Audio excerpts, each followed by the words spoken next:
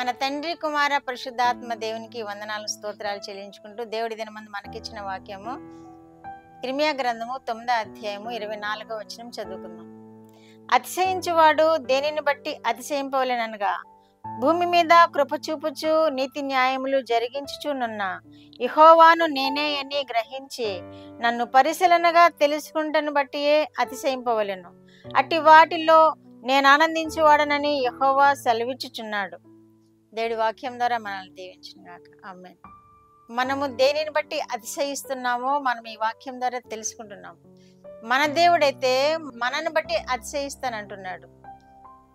మన దేవుడైతే మన యొక్క స్వభావాన్ని బట్టి, మన యొక్క క్రియలను బట్టి, మన యొక్క తలంపులను బట్టి, మన ఆలోచనలను బట్టి ఆయనకి ఇష్టమైన రీతిలో ఉంటే మనల్ని బట్టి అతిశయిస్తానంటున్నాడు దేవుడు.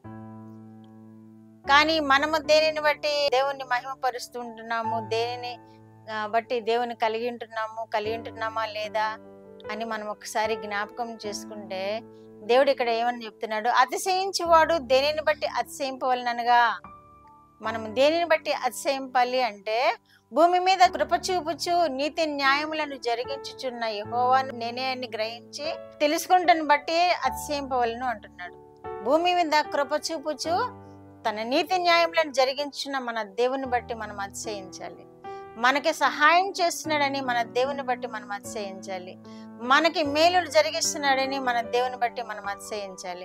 నీతి న్యాయములను జరిగిస్తున్న ఆ గొప్ప తండ్రిని మనం కలిగి ఉన్నందుకు మనం అతిశయించాలి. మన కొరకు రక్తం ఇచ్చి ప్రాణం పెట్టిన మన రక్షకుడైన యేసుక్రీస్తుని బట్టి మనం అతిశయించాలి. దేనిని బట్టి అతిశయించవలనగా అంటున్నాడు.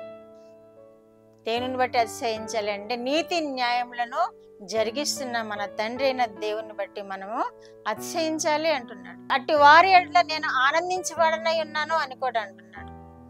మన ఎడల దేవుడు ఆనందించాలి అంటే మనం ఈ లోకంలో ఉన్న వాటిని వెతకూడదు, ఈ లోకంలో ఉన్న వాటిని ఆధారం చేసుకోకూడదు, ఈ లోకంలో ఉన్న వాటిని బట్టి అతిశయపడకూడదు. ఉదయం ఒక వ్యక్తిని చూస్తున్నాము, చాలా నగలు వేసుకొని ఈ చేతికి ఇన్ని వేళ్ళకి అన్ని వేళ్ల కుంగరాలు, ఈ చేతికి అన్ని వేళ్ల కుంగరాలు, మెళ్ళలో చాలా హారము అది వేసుకుని ఉన్నాడు.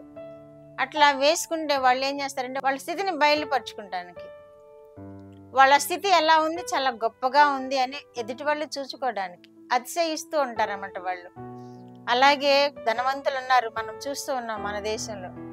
వాళ్ళు కూడా వాళ్ళ స్థితిని బట్టి అతిశయిస్తూ ఉంటారు.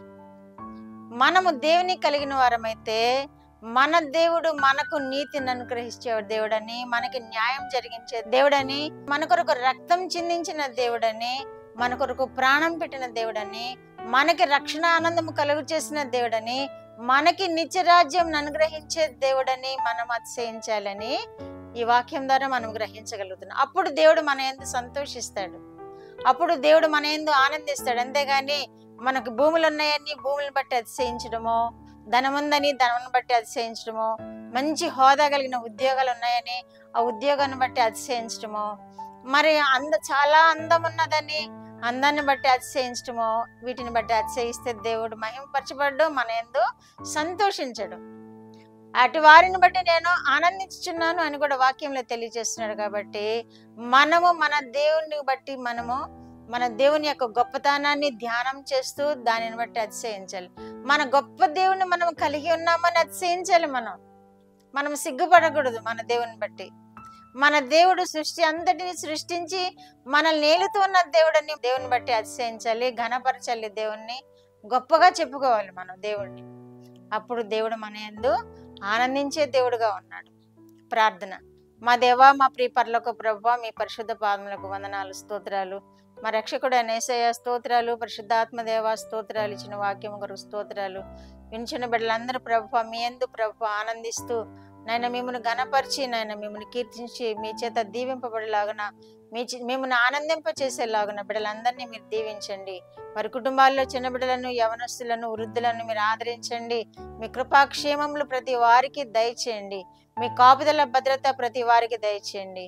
ప్రార్థన కోరిన బిడ్డల ఎడల మీరు అద్భుత కార్యములు జరిగించి మీరు మహిమ పొందమని యేసుక్రీస్తు వారి పేరిట ఈ మనవులు మీ పాదముల యొద్ద వేడుకుంటున్నాను పరమ తండ్రి. ఆమేన్.